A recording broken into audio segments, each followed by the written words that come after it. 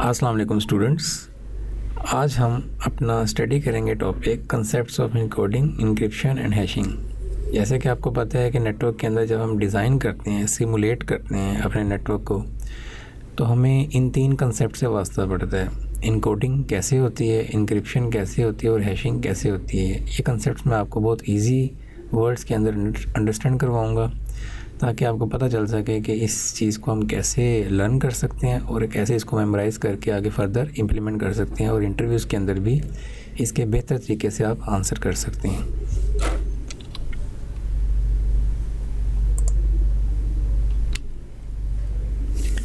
ये एक छोटी सी इमेज क्रिएट की गई है जिसके अंदर आप सबसे पहले देखेंगे कि इनकोडिंग कैसे होते हैं, कि व्हाट मतलब हमने ट्रांसफॉर्मेशन करनी है एक फॉर्मेट से दूसरे फॉर्मेट के अंदर। इनकोड मतलब कोड को फर्दर इनकैप्सुलेट कर देना, ठीक है। ताकि उससे क्या फ़ायदा होगा, उससे होगा कि हमारी जो यूजिबिलिटी है ना डाटा की, वो प्रिजर्व रहेगी।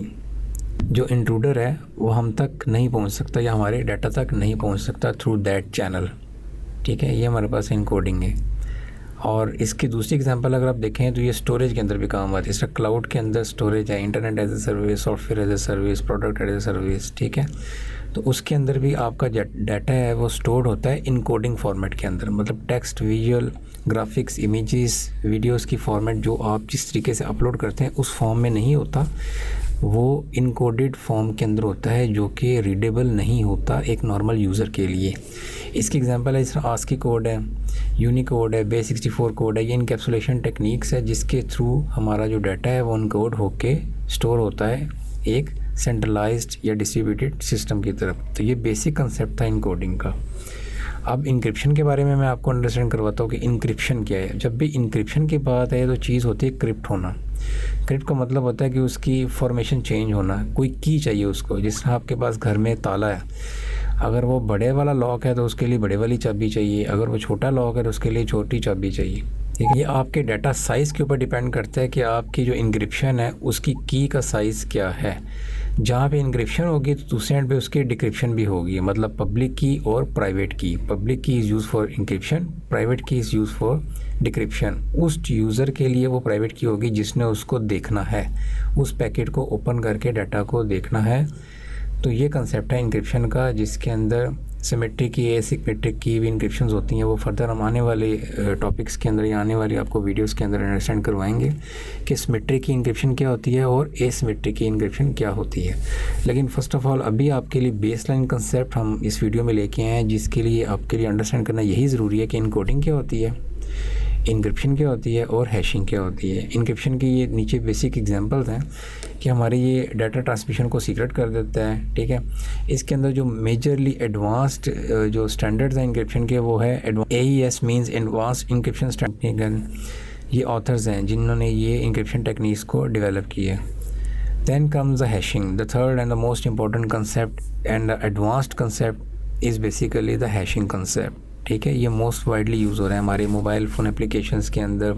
जो हमारे पास इंटरनेट एप्लीकेशन जितनी भी चल रही हैं इस वक्त, मेजरली हमारे पास इंटरनेट बैंकिंग की जो एप्लीकेशन है उसके अंदर हमारे पास हैशिंग भी इन्वॉल्व है, ठीक है।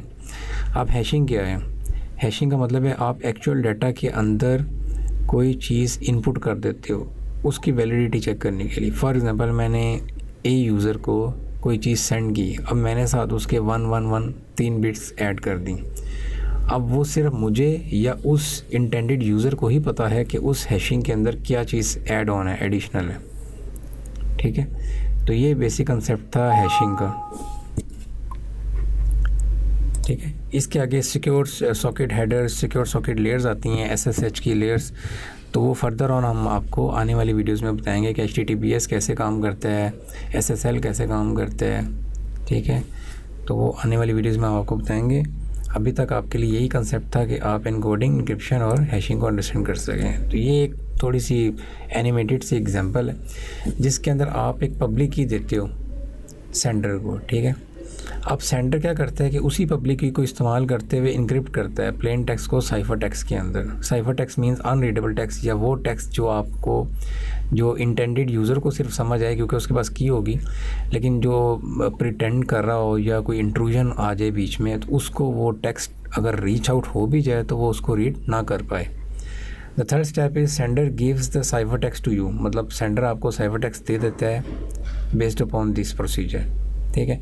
अब आप क्या करते हो, आप अपनी प्राइवेट की जो उसने आपको किसी और सोर्स से प्रोवाइड की होगी उसको आप यूज़ करते हुए अपने ही साइफर्ड टेक्स्ट को डिक्रिप्ट करके रीड कर लेते हो।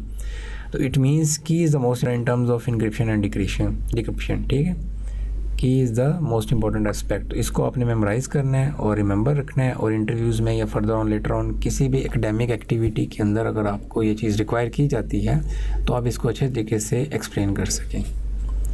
तो होप सो आपको ये चीज़ अंडरस्टैंड हो रही होंगी।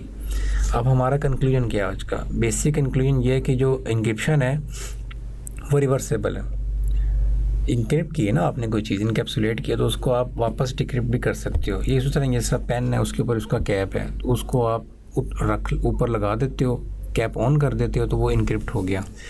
अगर आपने उस पेन को यूटिलाइज़ करना है तो आप उसका कैप ऑफ कर देते हो, उसको डिक्रिप्ट कर देते हो। इनकोडिंग क्या है? ये भी सिंपल और रिवर्सेबल है। इसके अंदर different data encoding formats use होते हैं। For example binary to hexadecimal, hexadecimal to binary, binary to decimal, decimal to binary and so on and so forth. Network simulations के अंदर, आईपी एड्रेसिंग के अंदर, स्कीम्स के अंदर आप जो इनकोडिंग करते हैं वो अपनी बिट्स के ही तो इनकोडिंग है, ठीक है। 1 और 0 के फॉर्मेट के अंदर आपकी बिट स्टोर्ड है, तो उसकी आप डाटा की फॉर्मेशन बनाते हो। 1 बाइट का डाटा है, 2 बाइट का डाटा है, आईपी एड्रेस अगर 32 बिट्स का है, 4 बाइट्स का, तो उसको आप कैसे फॉर्म करते हो वो इनकोडिंग स्कीम के अंदर आप उसकी एग्जांपल ले सकते हैं। हैशिंग इरिवर्सेबल है टोटली, क्योंकि ये इंटेग्रिटी चेक्स के लिए यूज़ होती है और इसका रिकॉर्ड रखना, बैक ट्रैक करना, फॉरवर्ड ट्रैक करना ये डिफ़िकल्ट होता है अमंग द वेब पेजेस जहाँ पे ये हैशिंग अप्लाइड होती है।